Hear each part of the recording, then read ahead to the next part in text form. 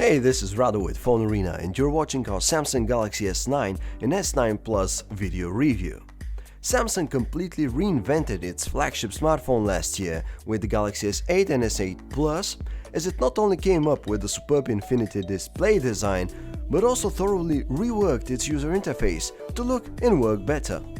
Understandably, this year the company is holding onto this strong foundation and is looking to polish the experience even further. Without many surface-level changes, the Galaxy S9 and S9 Plus look and feel the same as their predecessors. However, they do bring some really welcome improvements to exactly those areas that need it the most. You can easily mistake the S9 for an S8 because the two models look almost identical. There are a few interesting differences though, like slightly livelier blue and lilac color variants, as well as a metal frame that is no longer highly polished, but more like in the middle between matte and glossy. If you take a look at the back though, you'll find a substantial difference. The fingerprint scanner has been moved to a much more convenient position below the camera. The Galaxy S9 and S9 Plus continue to be one of the best looking phones on the market. They are extremely elegant and classy.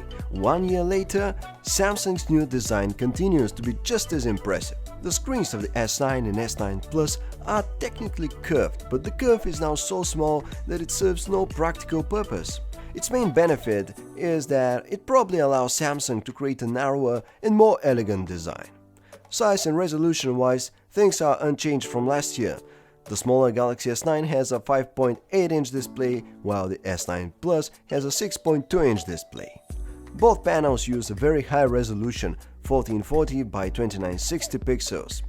The screens are a joy to look at. Text and graphics are very sharp, colors are clear and vivid, but it may be smart to use some of the included display color modes to get a more natural looking image. A big first for the Galaxy series are the stereo speakers found on the S9 and S9 Plus. Just like on the iPhone, one is positioned on the bottom, while the other is the earpiece.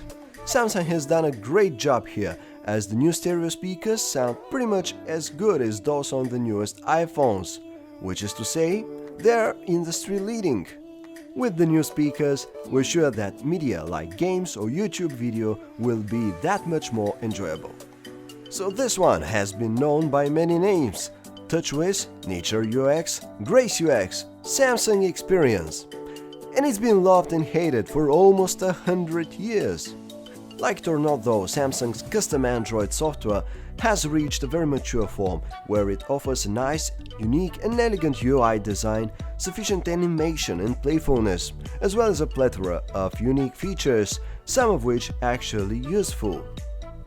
That said, aside from a very few minor graphics changes, the UI very much looks like what you can find on the Galaxy S8. There are some interesting new features though. Bixby is being upgraded with new capabilities, and Samsung seems particularly proud of its live translation feature, where you just point the camera at a foreign language text and Bixby returns a rough translation. It's far from perfect, but it's definitely better than nothing. Notable is the new intelligent scan authentication system. While both face detection and iris scanning are said to have been enhanced somewhat, Intelligent Scan combines the two technologies to form a faster and more reliable biometric unlocking system. It definitely works better than any of the two other options alone and is almost very reliable. However, low light conditions may significantly slow down Intelligent Scan, and it's not expected to be super secure. It's a good upgrade, but not quite Face ID yet. Performance-wise, this should be one of the fastest phones ever, and for the most part it is. Things move quickly without hiccups. The S9 has 4GB of RAM, which is already a good amount, but the S9 Plus increases that to 6GB, which is totally future-proof. In terms of chipsets, the situation doesn't change from previous years, where the US version gets a Snapdragon processor, in this case the 845, while international markets will enjoy the slightly more popular Exynos 9810. According to some benchmarks we've run and to our own personal experience when playing games on the Exynos-powered S7 series, the phones perform well, as expected, perhaps leading the market for Android, but they are not iPhones yet. especially the 3D graphics performance, leaves a lot to be desired. Storage is set at 64GB, and that's the variant that will probably be the most widespread. Certain individual markets may get a 128GB version, but those always seem to be quite elusive. Either way, 64 gigs of internal memory are pretty good, plus there is also the option to use a micro SD card for media storage. It's easy to tell that a lot of Samsung's focus has been on improving the camera performance. Not that it wasn't superb on the Galaxy S8.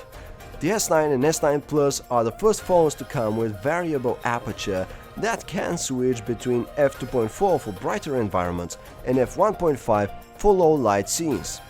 This allows the S9 and S9 Plus to capture more light when needed.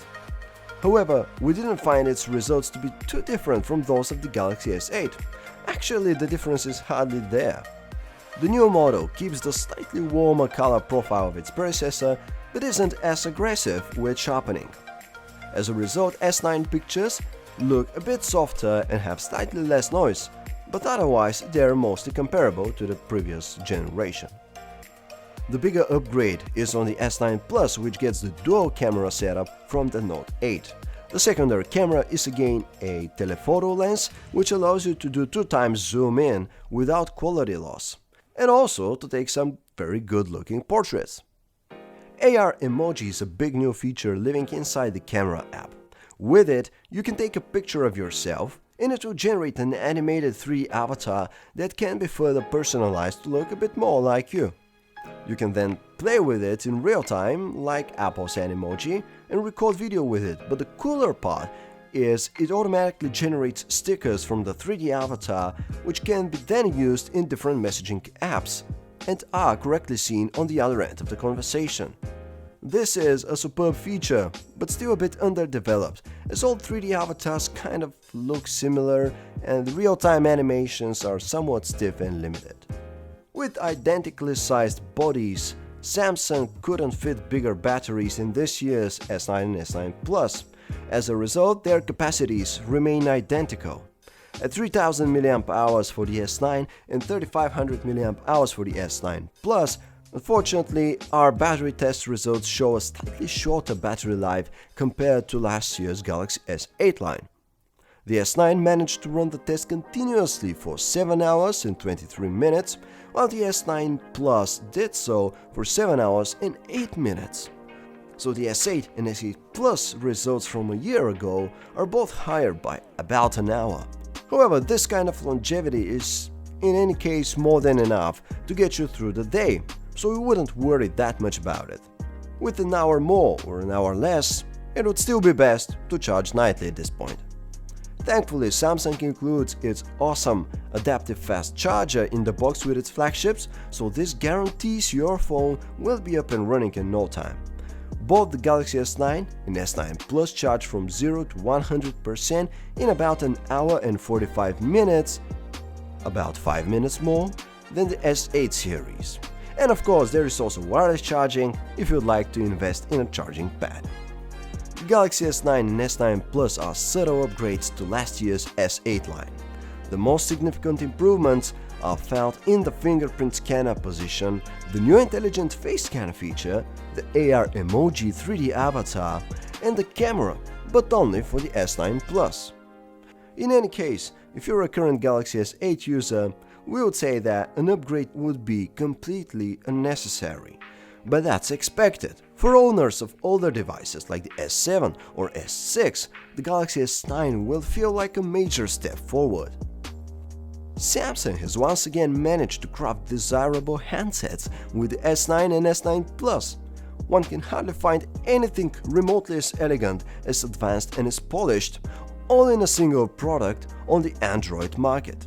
The closest it gets to that is the LG V30 or the Google Pixel 2, but each of these has certain drawbacks that position them a step below Samsung's impressive package.